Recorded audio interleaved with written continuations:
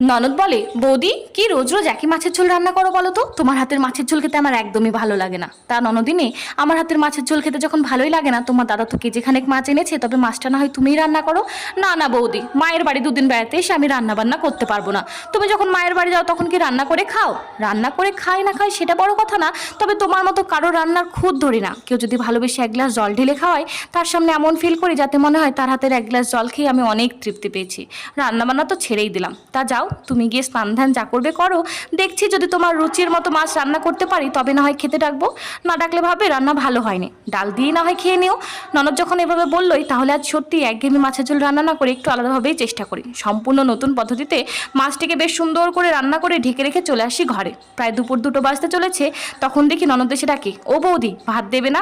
না গো, মাছের ঝোলটা আজ এত বাজে রান্না হয়েছে যে বাড়ির সবাই দুবেলার মাছ একবারেই খেয়ে নিয়েছে, তোমার জন্য এক পিসও বাদ রাখেনি।